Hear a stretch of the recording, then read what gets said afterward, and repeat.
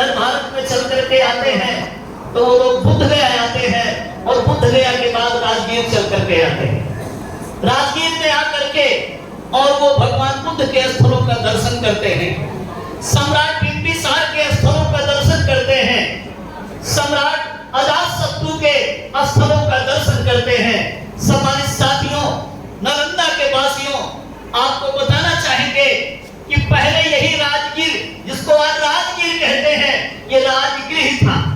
इसका नाम इतिहास में राजगृह था, जो मगध महाजनपद की राजधानी हुआ करता था। ये राजगृह, आपके जिले का ये शहर, ये मगध महाजनपद की राजधानी हुआ करता था, जिसके राजा सम्राट बिंबिसार हुआ करते थे। उन्हीं का बेटा सम्राट अजातशत्रु हुआ, जिसने गंगा नदी के किनारे पाटलीग्राम नाम का एक गांव होता था तट पर, उस गांव में जाके नगर बसाया, शहर का निर्माण किया और उस शहर का नाम रखा उन्होंने पाटलिपुत्र। सम्मानित साथियों, हम लोग पाटलिपुत्र पटना से चल के इधर आपके राजगृह नालंदा में हम लोग आए हुए हैं। मैं आपसे आपके जिले का इतिहास बता रहा हूं।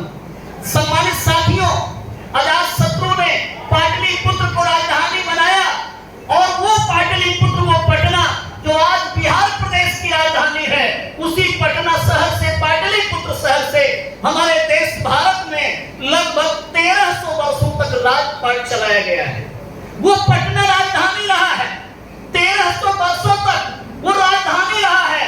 और जब वो पटना राजधानी रहा है, सम्मानित साथियों, जब ये राजगृह राजधानी रहा है, तो आपके देश में बहुत बड़े बड़े विकास के कार्य हुए, बड़े बड़े राजा हुए हैं, महाराजा हुए हैं। सम्राट बिंबिसार हुए, सम्राट अजातशत्रु हुए, सम्राट चंद्रगुप्त हुए, सम्राट काला अशोक हुए, सम्राट शिशुनाग हुए, सम्राट बिंदुसार हुए, महान सम्राट अशोक हुए। ऐसे बड़े बड़े सम्राट हुए, बड़े बड़े राजा हुए, जिन्होंने इस भारत देश को शासन किया, इस भारत देश को विश्व गुरु बनाया। और कैसा विश्व गुरु बनाया? हम तो दूसरे जिले में जब जाते हैं, मैं तो दिल्ली का मतदाता बन गया हूँ, उत्तर प्रदेश का मूल निवासी हूँ, यूपी में और दिल्ली में जब भाषण देते हैं तो सम्मानित साथियों, इसी राजगीर की चर्चा करते हैं, इसी मगध महाजनपद की चर्चा करते हैं, उसी पाटलिपुत्र और पटना की चर्चा करते हैं, उसी का इतिहास बताते हैं।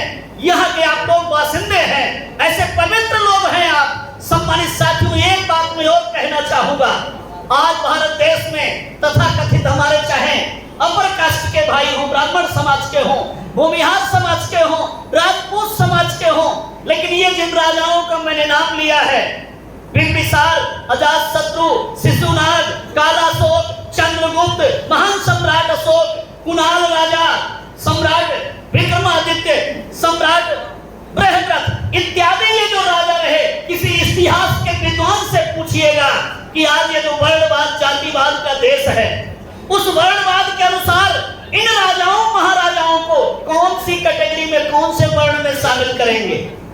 किसी इतिहासकार से पूछिएगा कि खोज करके बताइए, ये राजा महाराजा जिन्होंने राजगृह से, राजगीर से और पटना से इस देश पर हुकूमत किया है, वो ब्राह्मण वर्ण में आएंगे या क्षत्रिय वर्ण में आएंगे या वैश्य वर्ण में आएंगे या वो शूद्र वर्ण में आएंगे?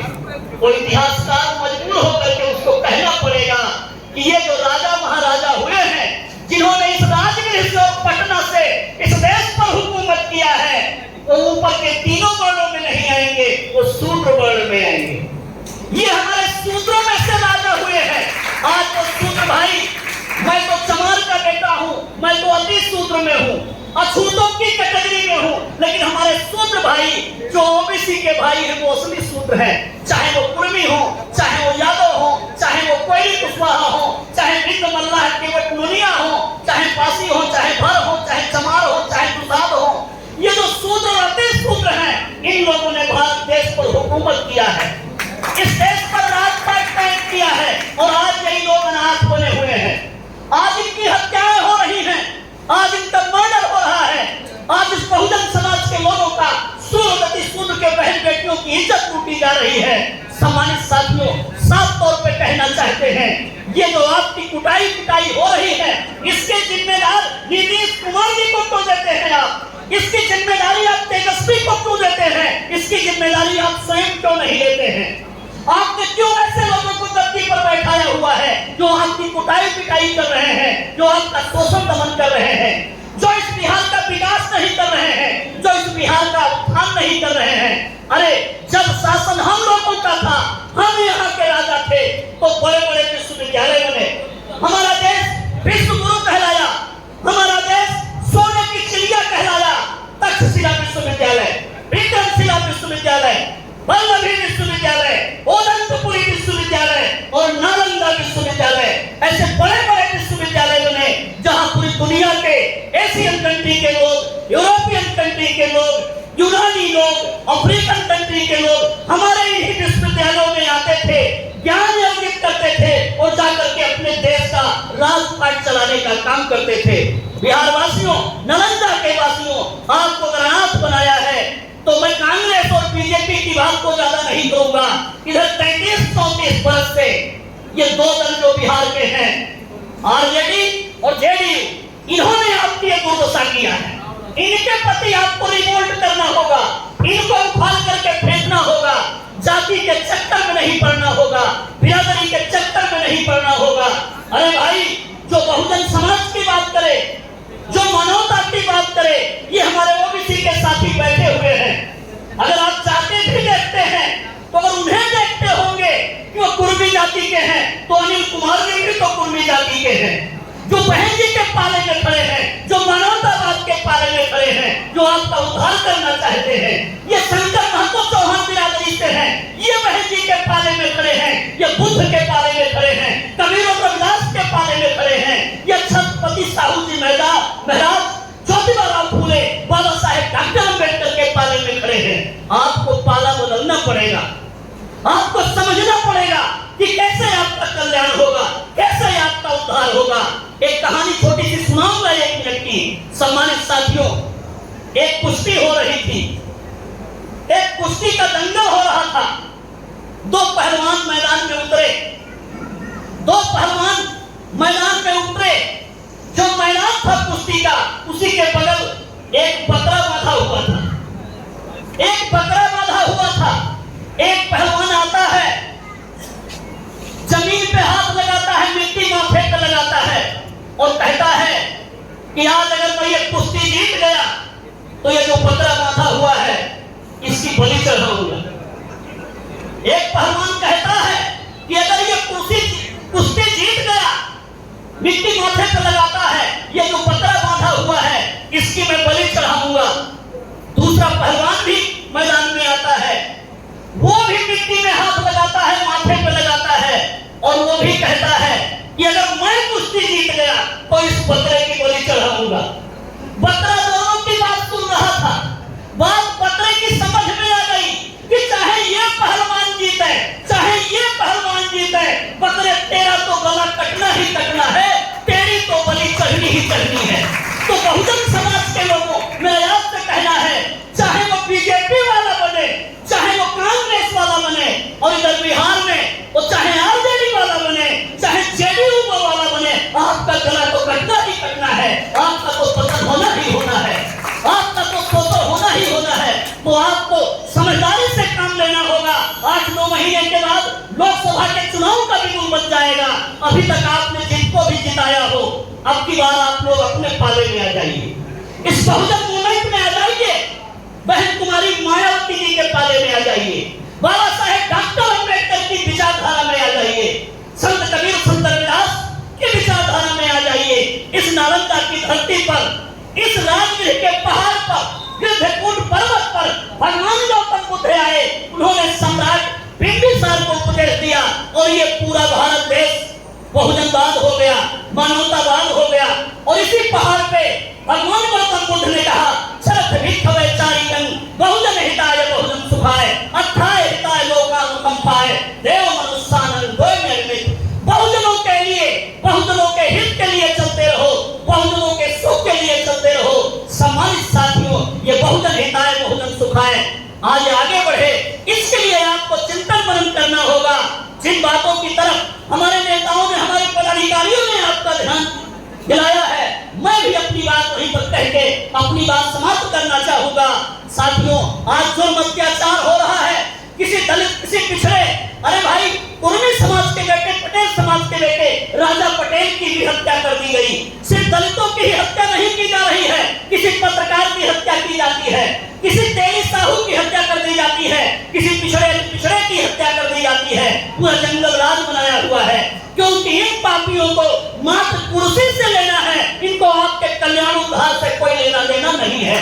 ये कुर्सी की लड़ाई लड़ रहे हैं चाचा भतीजे, ये आपका कल्याण करने वाले नहीं है। अगर कल्याण का मिसाल समझना है तो यूपी में 4 बार जब बीएसपी की सरकारें आई, बहन जी मुख्यमंत्री बनी, एक एक पॉइंट पर जब डिस्कस करेंगे घंटों लग जाएंगे। बहन जी ने वेलफेयर किया। ये बहुजन समाज पार्टी संतों, गुरुओं, महापुरुषों की विचारधारा को लेकर चलती है। ये जनता के वेलफेयर के लिए, बहुजन समाज के कल्याण उद्धार के लिए बहुजन समाज पार्टी बनाई है। उत्तर प्रदेश में जब हमारी सरकारें आई, यहाँ पर राजगीर का कितना विकास हुआ, नालंदा का कितना संरक्षण हुआ, ये तो आप बताएंगे। बुद्ध गया में कितना काम हुआ, ये तो आप बताएंगे। लेकिन हमारी सरकार जब यूपी में आई तो हमारी बहन जी ने 23 नए जिले बनाए, उन जिलों का नाम रखा। मैं अपनी मीटिंग्स में लेता रहता हूँ, क्या नाम रखा उन जिलों का, बहन जी का थॉट समझ में आएगा, बहुजन विचारधारा समझ में आएगी। भगवान गौतम बुद्ध नगर जिला बनाया, महामाया नगर जिला बनाया, संत कबीर नगर जिला बनाया, संत रविदास नगर जिला बनाया, ज्योतिबा राव फूले नगर जिला बनाया, छत्रपति साहू जी महाराज नगर जिला बनाया, माता रमाबाई अम्बेडकर नगर जिला बनाया। सम्मानित साथियों, बाबा साहेब डॉक्टर अम्बेडकर नगर जिला बनाया, पंचशील नगर जिला बनाया, प्रबुद्ध नगर जिला बनाया, भीम नगर जिला बनाया, कौशाम्बी नाम से जिला बनाया, सिद्धार्थ नगर से नाम से जिला बनाया, कुशीनगर नाम से जिला बनाया। ऐसे बहन जी ने जिले बनाने के काम किए, ऐसे उत्तर प्रदेश का डेवलपमेंट करने का काम किया। 4-4 एकड़, 3.5 एकड़ जमीन गरीबों में बांटा। इंदिरा आवास के तहत कर्ज नहीं दिया, लोन नहीं दिया, 2 कमरे का किचन बाथरूम सहित मकान बना करके, फ्लैट बना करके बे जमीन वालों को जमीन दिया और बेघर वालों को बहन जी ने फ्लैट की चाबी देने का काम किया। अगर ये वेलफेयर चाहते हैं, अगर ये जुर्म अत्याचार से अपने आप की मुक्ति चाहते हैं, तो सम्मानित साथियों, इस नालंदा जिले में लोग कहते तो हैं कि नालंदा जिला उन्हीं का है, बपोती अपनी मान के बैठे हैं। अब की बात परिवर्तन कर दीजिए, चेंज कर दीजिए। अगर अपना उद्धार, अपना कल्याण चाहते हैं, अगर दुख तकलीफ से मुक्ति चाहते हैं, तो परिवर्तन कर दीजिए। इस नालंदा जिले को किसी आदमी के नाम मत कीजिए, इसको बहुजन समाज के नाम कर दीजिए, इसको संतों, गुरुओं, महापुरुषों के नाम कर दीजिए। ऐसा निवेदन करते हुए मैं अपनी बात को यहीं पर रोकता हूँ। आप सब लोगों ने आज कई वर्षों के बाद बड़ा कार्यक्रम किया, भव्य कार्यक्रम किया, इसके लिए सभी आयोजक साथियों का धन्यवाद करते हुए, आभार व्यक्त करते हुए अपनी बात को मैं